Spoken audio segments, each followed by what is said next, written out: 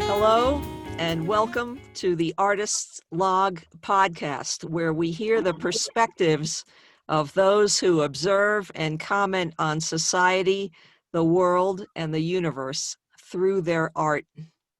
I'm your host, Sue Terry. I'm broadcasting from the Andes Mountains of Ecuador. Today's guest is a gentleman I've collaborated with for decades. He's a composer, a virtuoso woodwind player who performs worldwide, a legendary teacher, and the author of several highly acclaimed instruction books published by Hal Leonard. Welcome, Tim Price. Tim can be a man of few words, but I think today he's going to let loose a little bit. And Tim, the reason that I thought you and I should do a podcast together is because each of us kind of found our own way in the world of jazz and improvised music. We found ways that were kind of outside of the mainstream to be creative, to put out our music and to make a living. And we did that in ways that other people didn't do. And we're still here and we're still playing. And, you know, we're not exactly fried chickens, as they say. No, we're not. Far from it. The skillet hasn't touched us yet. You know, the point Sue is making is interesting, and it has to do with something that's not discussed a lot or at all in many jazz programs, is survival techniques.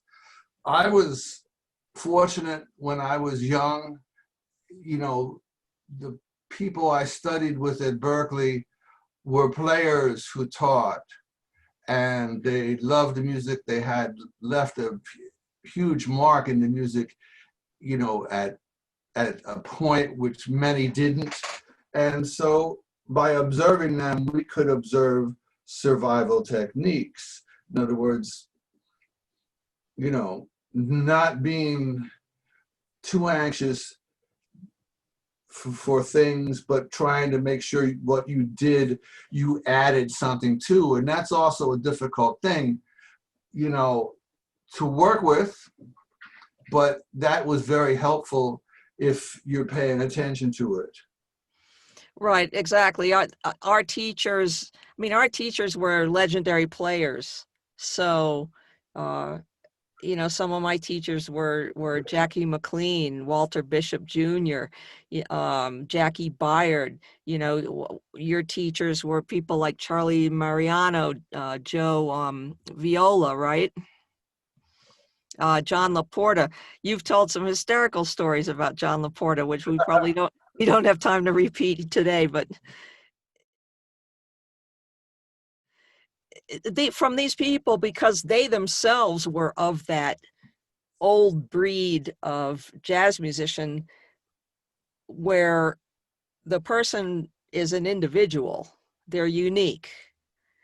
And we look at the models, you know, the musicians that we revere, you know, people like Miles Davis, for instance, you know, Charlie Parker, Dizzy Gillespie, Stan Getz, whoever.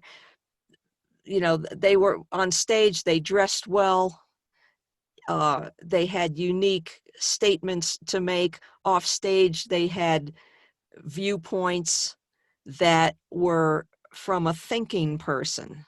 They weren't parroting the slogans of the day, you know? Right. And I've kind of noticed that in the musical world, a lot of the younger musicians seem to be going into this conformist mentality and this kind of formulaic mentality where they want to follow a career path that other people have already done.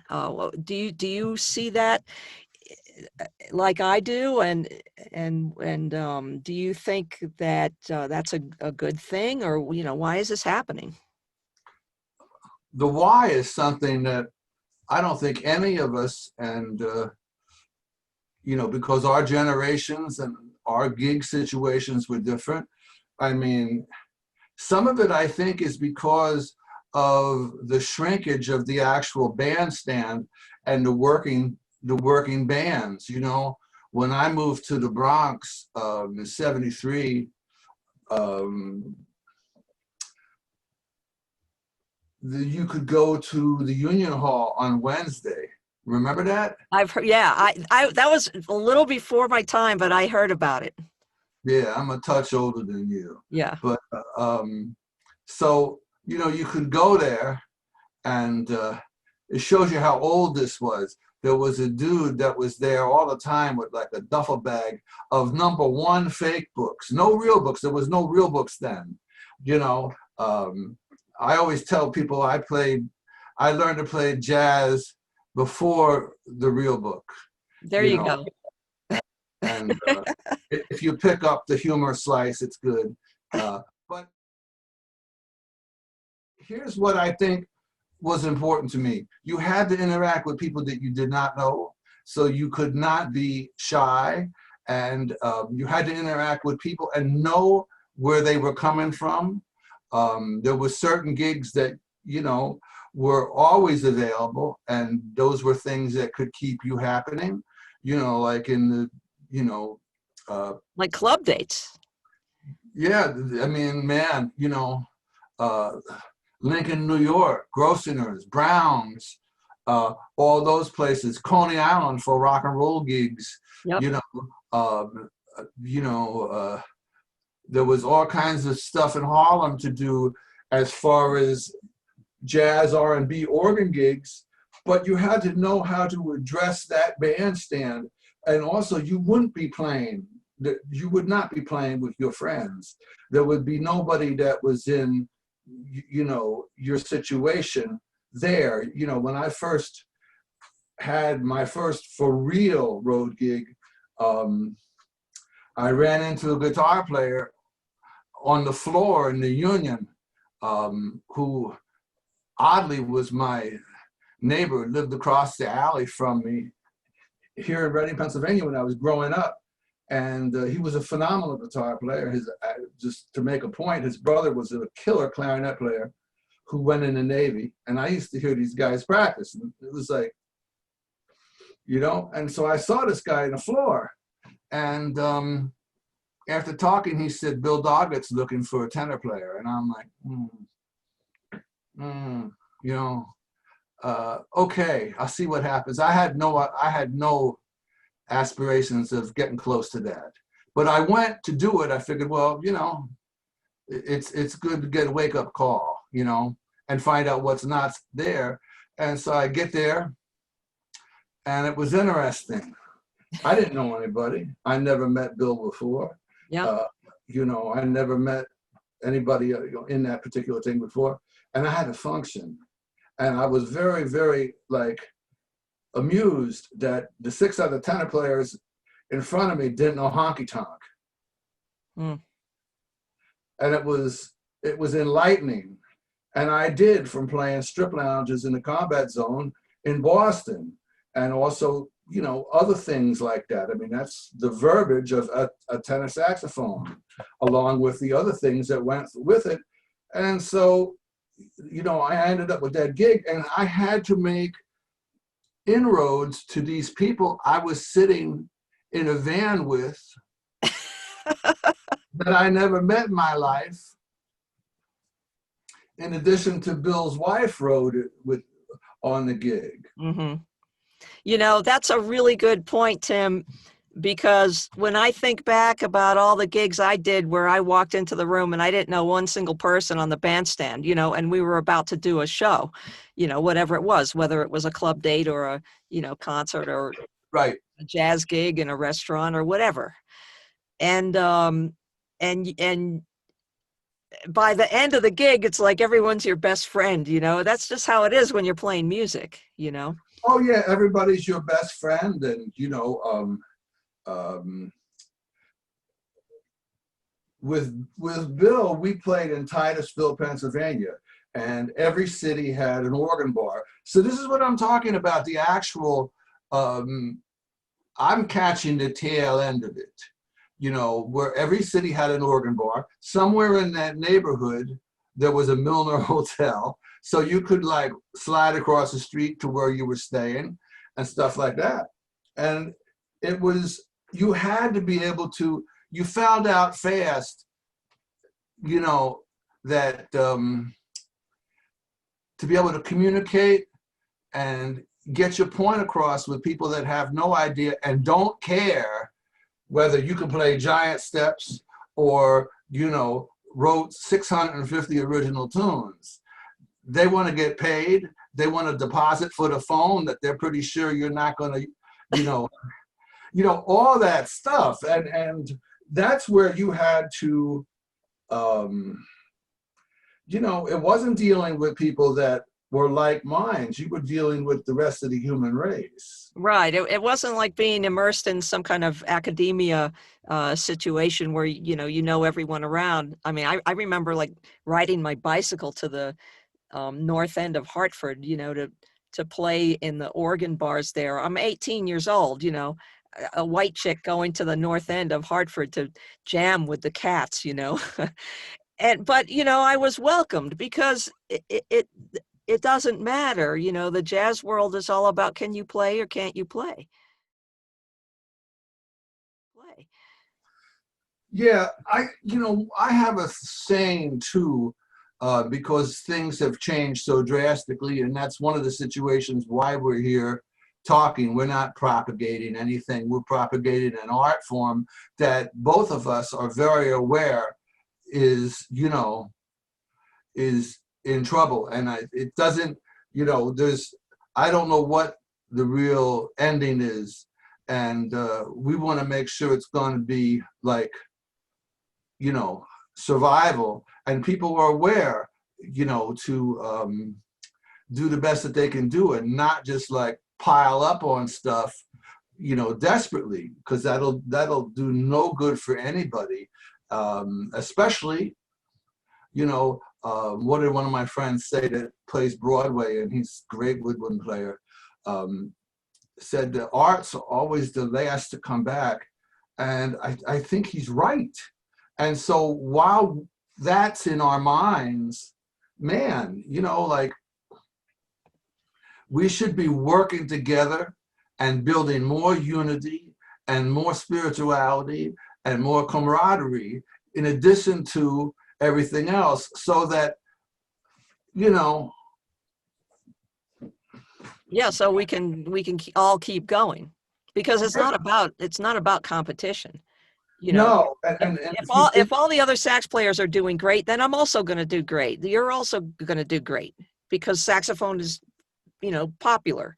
So I think you're right, working together. And to talk about how, because we don't want this to be like, oh, well, back in the day it used to be like and I don't want it to be that either. No, but here's the lesson that we can draw from that, is that we kept putting ourselves, because we had to, in unfamiliar situations. And we were all constantly dealing, as you said, with people that we didn't know. And, we had to start right away, not only making music with them, but also having a camaraderie with them because we were traveling together. And so I think the crux of the point is that being in unfamiliar situations made us develop confidence. It made us think outside of the box, and it made us approach our worldview, which has to spill over into our creative view as well. It enhanced that because it opened our world. Our world went from being like this to huge. And I think that maybe is what might be missing for a lot of the younger players today, is that they they haven't found that type of a situation for themselves. No, and it's sort of unfortunate because, this music is a brotherhood, a sisterhood, all that kind of stuff. And one of the things I say to a lot of young guys that come in contact with me as a teacher and et cetera is, be yourself, not someone that you read about. Mm-hmm.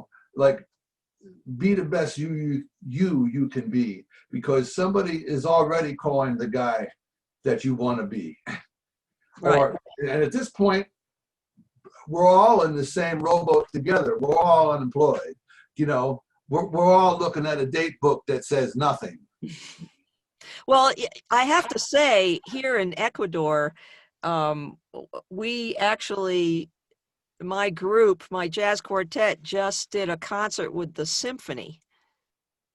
We did 2 concerts and a broadcast.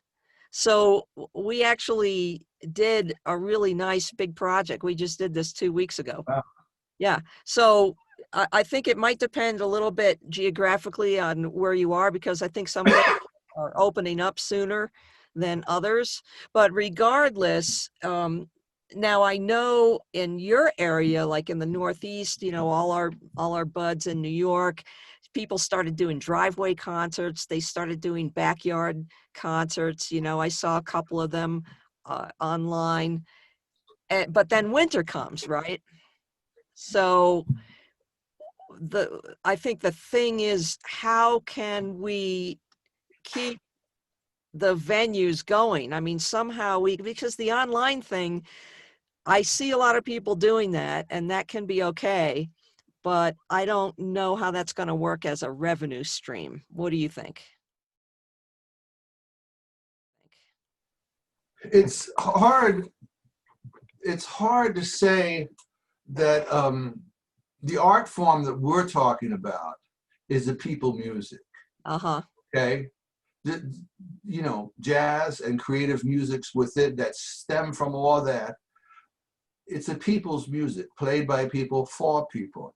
It sort of is neutering a certain part of that, and it's also taking away that original where somebody can listen to you 3 or 4 feet from you and just really feel what's going on. And that's the whole, that's one of the things that I think people will eventually come upon. And I don't think, I'm not judging on anything. I'm just saying, in the long and short of it, it's going to have to go back to being, in a club or concert hall or something like that. It's going to have to. I don't see any other way around that. And I hope that, it does. That's certainly where we all cut our teeth, and it's the format where, it's the type of venue where we feel most at home, I think, clubs and concerts. What about this house concert thing that's becoming very popular in the past few years, where people are doing events in private homes? Have you done any of that?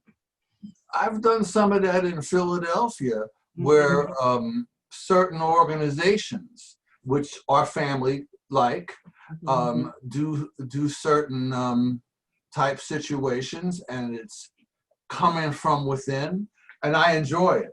And I think that's a way around it, and it's also a way around, the forcefulness of, somebody constantly being bombarded to buy a drink, buy like something else, or Right. I enjoy it. And it has to be done right, but I don't think it's that hard for people who have that business chop. Michael Jeffrey Stevens told me a story one time. He was traveling in Eastern Europe, and he met a group of gypsy musicians, and they rode around in a van, and the side of the van, like they had a door, like a gate that opened out, and it became the stage. and they would just like land in a town and like set up this, open the gates, set up the stage and start playing, kind of like this very old medieval thing that jugglers and entertainers and whatnot used to do, right? And I thought that was incredibly creative, and there's probably no reason why you couldn't do it in other places and you couldn't do it today. And then you pass the hat, and I don't know, maybe somebody doesn't have money and they put a couple potatoes in the hat or something, you know? So then you got potatoes for soup tonight. I think that's definitely old world, man. I kind of like it, you know. I think like playing jazz is kind of an old world thing in a way. I mean, this very arcane, detailed thing. Maybe that's so like this old kind of stuff appeals to us, right? Yeah, I mean the whole idea of that, and uh, you know, uh, uh, uh, you know, um, again though, it's a people's music, and the people that are going to be coming to see that, it's like when you see any old world style band that we're talking about there, like a gypsy band or a klezmer band, their audience comes out of the wall. Their audience comes out of the wall. So you see the future of jazz, the future of improvised music as being very intimately live audience related. And do you see that as opposed to recording or online things, or do you see that in addition to? I see it as part of the entire, bouillabaisse of what we're talking about. Mm-hmm. It's a good mix. It has to be there for everything else to work, in my humble opinion. Okay. But I also think it's predominant in, if somebody comes by a gig I'm doing and they want to play a tune, and it's not something where, it's controlled, where it's a concert in a theater, and I don't know the person, or I'm been talking to them. That's the only way we can hear somebody. Right. I know we have a jazz society here that's based in Cuenca that Jim Gala from Rochester started. And uh, a lot of times he'll hire, someone who's really they're a student, but to give them a chance. I mean, he lets people sit in, and he will give jobs sometimes to the ones that are learning, because he feels that this is the way to encourage the growth of the music. I agree. There's, I think the whole situation with the pandemic and what has happened worldwide has stomped on not just one thing, but everything, whether it's, something like Cirque du Soleil, Right. all these things. So we have to generate our thinking and think positively, and try not to let like the adversity and the anxiety of this take a hold of us, and it's frustrating, and I'll stop. I won't get into anything politically or anything like that. That's not necessary at this point. But the thing is, we want to sort of have a hold of things and not, not let that grab a hold of us and interfere with the agenda that we had. You look at some of the things in the past, flus, pandemics, and all that stuff. Look at Stravinsky, man. Stravinsky, like, just, he made it through all that kind of stuff. Yeah, Shostakovich. I mean, people who were persecuted even by the government, and they kept going. Absolutely. Let's talk a little bit about the new technologies, though. You know, we're all looking at different ways to promote our music, to put our music out there, and to make money on it as well. What about something like ringtones? Is Tim Price a fan of ringtones? I mean, like I would get like a Suteri ringtone on my phone. Yeah, I used to have a Bobby Porcelli ringtone, but I made it myself at rehearsal. We were both playing in some big band, and Bobby was taking this incredible solo, so I put my phone on and I recorded him, and then I made it into a ringtone. So probably should have given Bobby royalties. I love that ringtone. I would be into that. I mean, it'd be pretty hard to like, you know,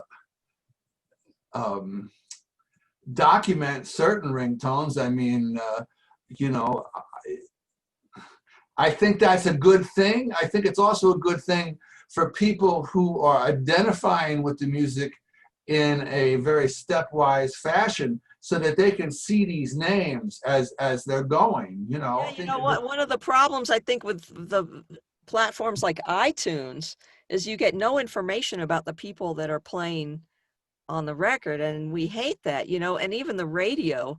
I know Radio never did that. Well, we have a station here. It's Radio Cosmos, and sometimes they play some killer jazz stuff, but they never say who it is. So if you got to Shazam it now. You know who said who it was? And I think it should be a benchmark, except, you'd have to do some digging, which I think it'd be worth it. Ed Beach. Ed Beach was incredible. WRVR FM. There you go. Oh, man. Ed Beach, your midday man. Right. And that's great Ed Beach story, because we have enough for this. I got to tell it. Go for it.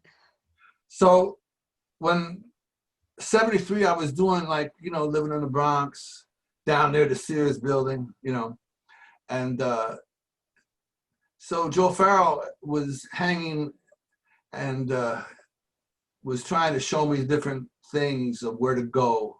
So he said, come to this radio thing with me, all right?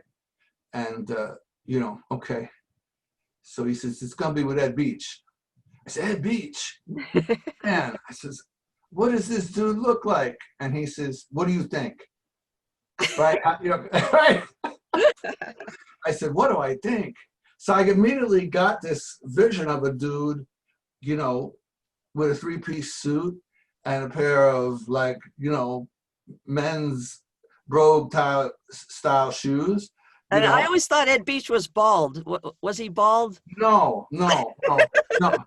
I have a picture. And so, Joe parks the van, which that's another story altogether. And we go up there, and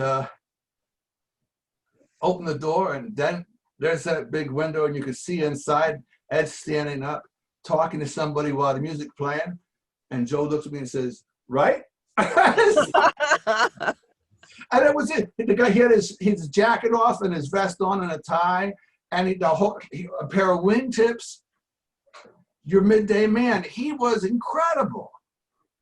I mean, people that I'm saying, why I'm saying this is maybe some people would be inspired.